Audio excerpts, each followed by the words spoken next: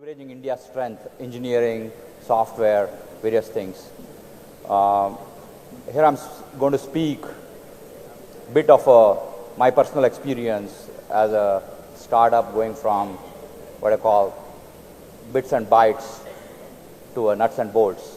So going from my engineering design background to a hardcore manufacturing in India, and journey and challenges and what could be the, some of the pitfalls, what could be the opportunities for you to see how we can take it forward if you have to do something of this nature, what to watch out, So if we globally see how the world stack up today in a manufacturing perspective, India is in a sweet spot because of opportunity has been provided by the global challenges, especially on the West. The regulatory challenges from the EU countries on the REACH, which is the environmental side of it, and then you are seeing on the US a lot of tariff issues and everything, discussions going on, and new presidency, new challenges, and also the unavailability of skilled labor. That's the biggest challenge the West is facing today, and that challenge is not going to go away anytime soon. And I think that is what the big problem West is facing. That's where the consumption is also. So when a location where consumption is and where the high tech, especially on the aerospace area where we are focused on, is predominantly, that is where the manufacturing was historically, and they are facing the shortage of skill, labor, and the manpowers. And East Asia, which is predominantly driven by China, which is a global powerhouse for manufacturing, especially on the electronics and across the board, capital goods manufacturing, and various China challenges, the internal changes in the law, and also the geopolitical situation with West, especially with US, and the cost of labor, which is creating big challenges for China also. They have to go more toward automation, and that is not, obviously, there are lower costs. We cannot automate 100% everything. So there is going to be always a portion which is going to be, has to be labor intensive, and labor is moving towards a higher value add than the lower value added products are still available in the market. So that brings an opportunity for India as an emerging market opportunity. We have Indian government significant thrust in the recent times on the PLI side, and various manufacturing incentives, including the infrastructure is the biggest challenge, one of the things to grow the manufacturing that we cannot be missing. But we have been on this journey for a long period of time ourselves, even before any PLI came, even before any of these China +1 strategies came. Truly we were trying to leverage the India manufacturing side of it.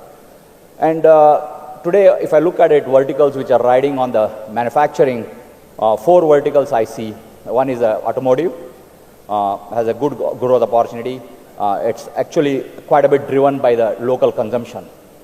We are today most probably about 4 million vehicles per year, 4-wheelers, and China is 24 million, US is 15 million. In fact, US used to be 20 million back in 2015-16 time frame. It has come down, consumption of overall vehicle per year, and China has gone from in last 20 odd years from 4 million per year to 24 million per year right now.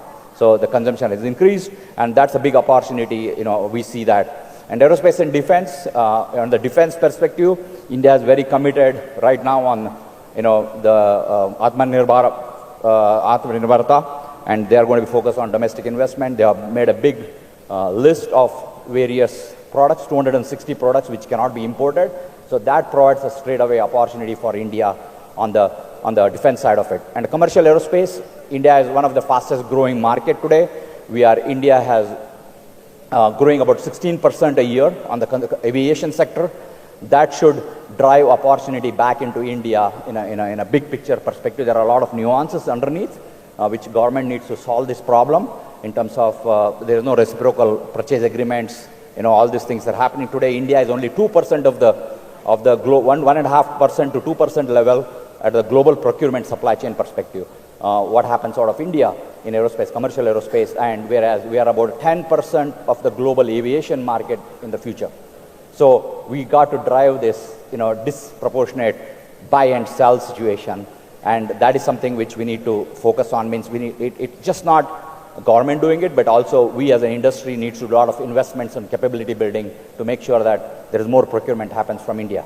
Then coming on the medical devices and equipment, India is a big 1.4 billion population, and our per capita income is increasing. The medical, in people investing on medical side, treatment and everything is increasing. Sophistication is coming, technology is changing. So we'll adapt, and with government support on the insurance and various other activities, various other programs, and we will see the big consumption coming in this. And advanced technology products is the last piece which I was talking about, electronics, and whether it's, whether it's the AI, ML, all the driven consumption, what we see, that's another area which four verticals what I see big opportunity in terms of growing in the in opportunities for India. So, what are the challenges, barriers to scaling? Obviously in manufacturing, we have to address these things to get over this. One is basically demonstrated value, differentiated value proposition. We went about doing it at scale. We wanted to build a scale and have a vertically integrated ecosystem. So we had to do this. It took us 15 years for me to build this, but it's a journey. You have to commit, you have to invest, you have to deliver. And that having such a scale and a vertically integrated ecosystem makes it easier for us to do that, but each one have to come up with your own opportunity. And number two, you got to become a strategic supplier to whomever you do work with, because it cannot be a transactional. You got to really align your own vision with their vision, or 5-10 year vision of theirs, and make sure that we are able to do this. And it's very important to make sure you do that. And ultimately, if you are a product company or you are a contract manufacturing company like us, you got to deliver quality and on time. That's a given. It doesn't matter what's the price it is. A lot of times people come down and talk to me and saying that, hey, we have this product, we have this thing, we are the cheapest guys to do this, we can do cheaper than anybody else. Quality is good and delivery is good. They cannot be the differentiators. They are basic minimum requirement to be in the industry, to play, to be in the playground. If you don't have that, you don't even have entry to the playground. So you got to build beyond that. It's a necessary hygiene. So that's very important. And then I call preparing for a marathon. We think this is what we're going to get. It's going to take $10 million to get to that level, but it will take $20 million. We think it's going to take 2 years to get there. It's going to take 4 years. So be ready in the manufacturing, because a lot of unknowns happen, especially in a country like India, where we have a lot of regulations changing, fixing, export, domestic, UOU, DTA. So, but you have to work through figuring it out.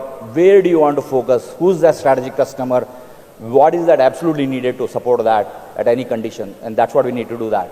And then you got to invest. You cannot be where you were yesterday. You got to look at what is the next, because every industry is changing, technology is changing, the competitors are changing. You don't know where the next competitor is going. So you got to keep it going.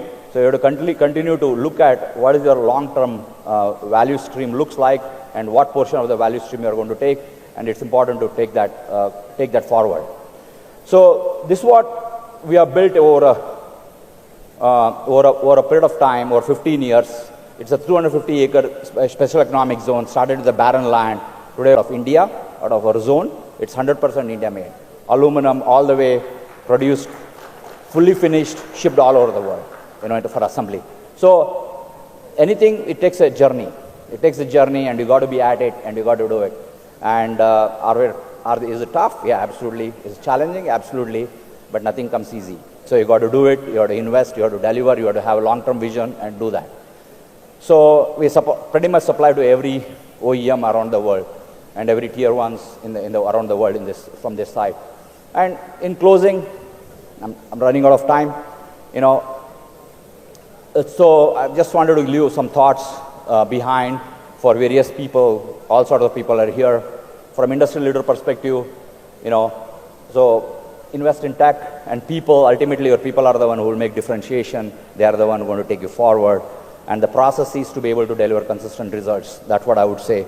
And the policymaker, you got to really create an environment where innovation, investments come, and infrastructure is ready for people to operationalize. You don't want people to waste their time and resources on the, and ESDM technology companies, build your core technologies, get deep into global supply chain. It's very important. It helps to be able to differentiate yourself. A&D startups, get into strategic manufacturing, as I said, indigenous, identifying some defense technology, which is